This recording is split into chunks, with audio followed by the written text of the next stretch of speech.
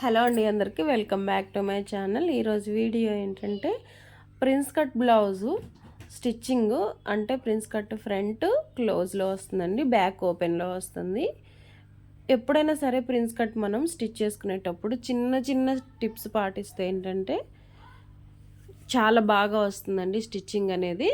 ముందు కటింగ్ కూడా మంచిగా ఉండాలి. ఓకే, ఈ విధంగా చంక దగ్గర నుంచి అటాచ్ చేయండి. ఎప్పుడైనా సరే మనకి సైడ్స్ అటాచ్ చేసేటప్పుడు ఇట్లా చంక దగ్గర నుంచి అటాచ్ చేసుకుంటే ఏంటంటే కిందకు వచ్చేలాకి కొంచెమైన క్లాత్ మనకి ఎక్స్ట్రా వస్తుందండి. అదే కింద నుంచి నడుము దగ్గర నుంచి మనం అటాచ్ చేస్తే ఏంటంటే చంక దగ్గర పట్టేసినట్లుగా లూజుగా తిత్తులుగా వస్తుంది. అదైతే గుర్తుంచుకోండి. ఎప్పుడైనా సరే పైనుంచి చంక దగ్గర నుంచి కిందకి స్టిచ్ చేయటం నేర్చుకోండి. అది మాత్రం మెయిన్ ఇంపార్టెంట్ అండి ప్రిన్స్ కట్ బ్లౌజ్కి.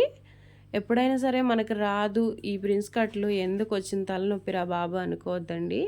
అసలు మెయిన్ ఇప్పుడు వేసుకుంటుందే అందరూ ప్రిన్స్ కట్ కాబట్టి మనం అది రాకుండా అస్సలు ఉండకూడదు. కంపల్సరీ నేర్చుకోవాలండి. ఏదైనా రాదనుకోకూడదు, కంపల్సరీ వస్తుంది. ఓకే, చెయ్యాలి అనే తపన ఉంటే ఏదైనా సాధించుకోవచ్చు. ఓకే, ఇప్పుడైతే నేను వన్ సైడ్ అటాచ్ చేస్తాను కదా, రెండో సైడ్ కూడా నేను మీకు వీడియో నిదానంగా పెట్టి చూపిస్తున్నాను.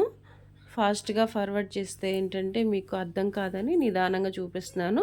నాకు ఎంత ఎక్స్ట్రా వచ్చిందనేది కూడా ఈ వీడియోలో నేను మీకు చూపిస్తాను. ఎప్పుడైనా సరే ప్రిన్స్ కట్ వేసేటప్పుడు డబుల్ స్టిచ్ అయితే వేసుకోండి. ఇట్లా స్టిచెస్ డబుల్ స్టిచ్ అయితే వేసుకోండి. ఇదే మధ్యలో పైపింగ్ కూడా ఎలా వేయాలో చూపిస్తాను నెక్స్ట్ వీడియోస్లో. అంటే డబుల్ ఫుట్ మీదే, అంటే మనకి సింగిల్ పాదం అవసరం లేకుండానే ఇలా డబుల్ పాదంతోనే ఎలా వేసుకోవాలనేది చూపిస్తాను. చూడండి, షేప్ మంచిగా వచ్చింది కదా. ఇది 40 సైజ్ బ్లౌజ్ అండి. అయినా సరే ప్రిన్స్ కట్ చూడండి ఎంత మంచిగా వచ్చిందో కదా. ఇప్పుడు ఎక్స్ట్రా ఎలా తీసుకోవాలనేది చూపిస్తాను. కొద్దిగా ఎక్స్ట్రా వచ్చింది కదా, దాన్ని ఇలా సింపుల్గా కట్ చేసుకుంటే సరిపోతుంది. దీనిలో మనకి ఏమి తగ్గేది